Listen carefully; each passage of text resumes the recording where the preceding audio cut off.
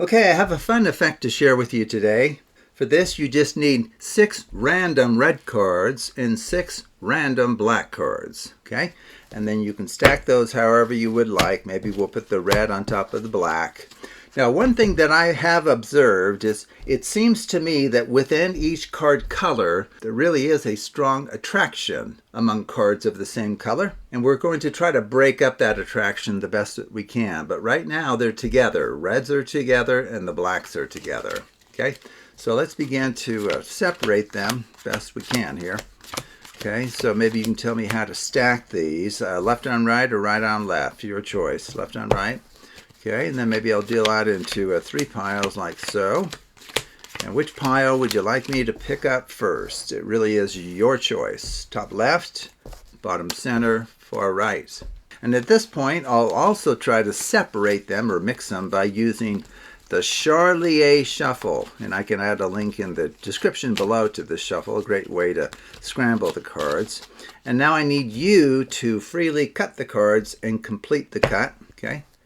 Very good. And now I'm going to deal out the cards until you tell me to stop. Now let's shoot for about half. It doesn't have to be exactly half, but so I've dealt out 2, 3, 4. You want to tell me when to stop? Stop at 5? Okay, that's fine.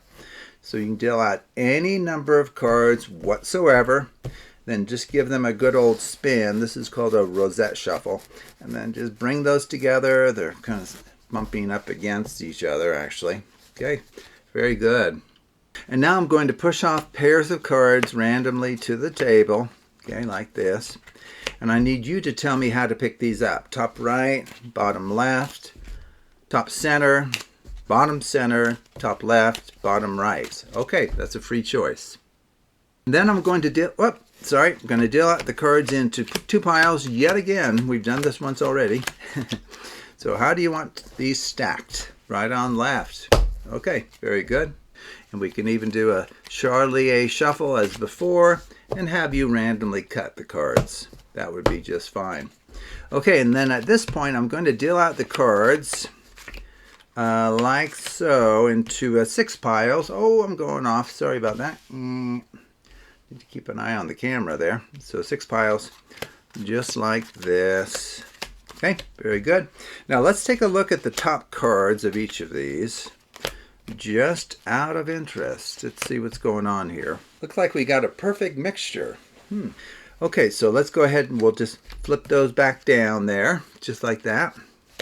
Okay, very good. Put those back kind of face down, of course, right?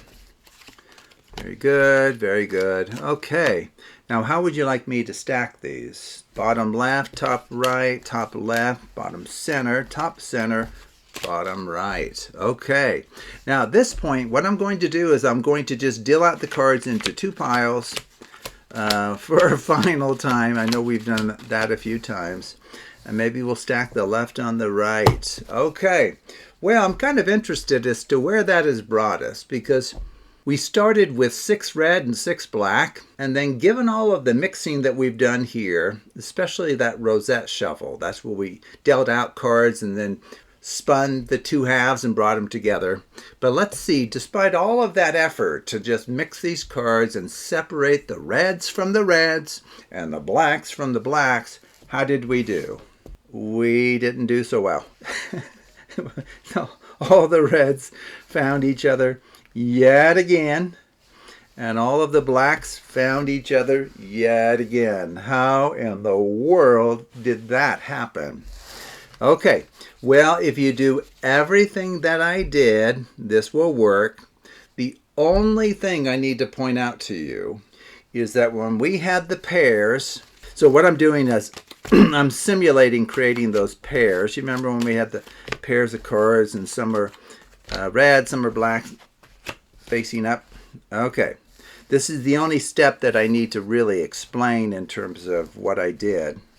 Okay, so when you get to this point, just rewatch the video. When you get to this point, then you may have more or fewer reds face up or blacks face up or whatever. Okay, so before we had 3 of each, I think. Here I have 4 red, but it could be any number of red and black facing up.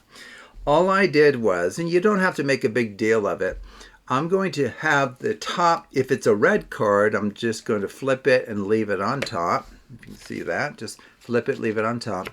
If it's a black card, I'm going to flip it and just kind of put it underneath without making a big deal of it, okay? In fact, in some ways, if you do this quickly enough and, kind of cover what you're doing, spectators won't even notice. And then it is true you're free to stack these. And then what's going to happen at that point, it really will be an alternating packet, as we would like. And then from there, you can actually deal out the cards left, right for a final time. And that will bring the reds and the blacks back to each other. Okay, so all of the steps are there. I used the Gilbreath principle at one stage, and I've used a number of techniques and principles taught on the Absolute Math Magic channel.